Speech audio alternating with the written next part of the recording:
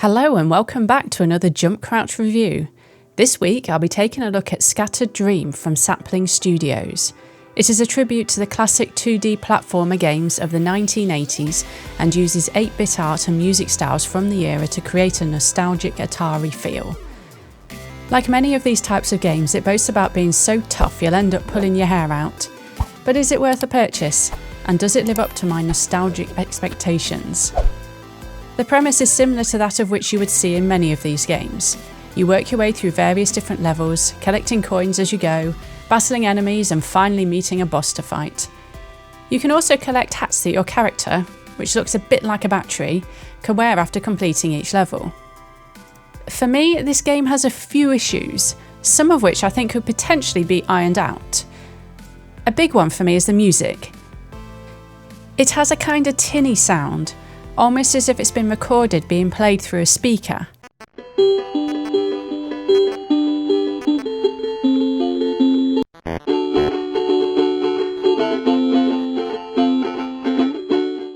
It also resets every time you die, so you end up listening to the same portion repeatedly, which gets boring fast. The soundtrack itself is also gratingly annoying. After about 10 minutes I found myself thoroughly pissed off with the music and wanted to turn it off.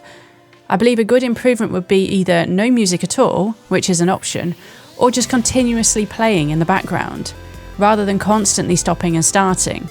An even bigger improvement would be an overhaul of the soundtrack completely. I do understand what they were going for with the soundtrack, but it just didn't work, and I have seen other people say it's annoying as well. I think the level design could do with some tweaking as well. There's parts where you can go up or downstairs into another area, but it's not clear where these are. I stumbled across the first set of stairs by chance, and it looked like I was just going straight into the wall. This could be easily improved by just differentiating between the foreground and the background a little better. I also ended up in an area that literally just took up the top left corner of my screen. I don't particularly have an issue with this concept, especially if all that blank space is just part of a level to unlock, but I was in such a small space that I couldn't really see anything at all. A retro element that I both loved and hated was that the game forces you to learn from your mistakes. For example, I would scroll across the screen to the next area and be immediately killed by an enemy lying in wait. The game then resets you back to the beginning, but this time you'll know what to watch out for. So how about the controls? I started out using a controller and the movement was controlled using the analog stick, rather than the D-pad. I couldn't see a way to change this, as I couldn't find a settings menu either. The issue with the analog stick was that the character would keep jumping, so I found it difficult to control. I resorted to using the keyboard, which is generally not how I think these kind of games should be played. It might be better with an old-fashioned joystick, but not everyone has one of those to hand. The jump itself also felt a little too floaty. I prefer it if it had just a little bit more weight to it. With regards to the general movement, there seems to be a bit of a delay when trying to stop, which was a particular issue when trying to fight enemies.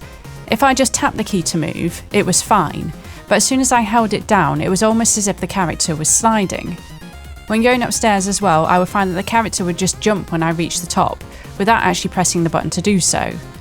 Coupled with the irritating music, I was initially struggling to enjoy the experience of playing this game. I did like the overall look of the game though. The devs seem to have gone for that old Atari feel, which I feel they have been largely successful in implementing.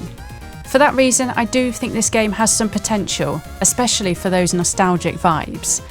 I did find that the longer I played this game, the more it grew on me, but at the moment it just has too many of the previously discussed issues for me to find truly enjoyable. If Sapling Studios are able to tweak the controls a bit, or most of all overhaul the soundtrack, I think there is a decent game to be played here. Thank you for watching. If you've made it this far, please do consider subscribing. We also have a Discord server linked in the description if you want to come hang out with us.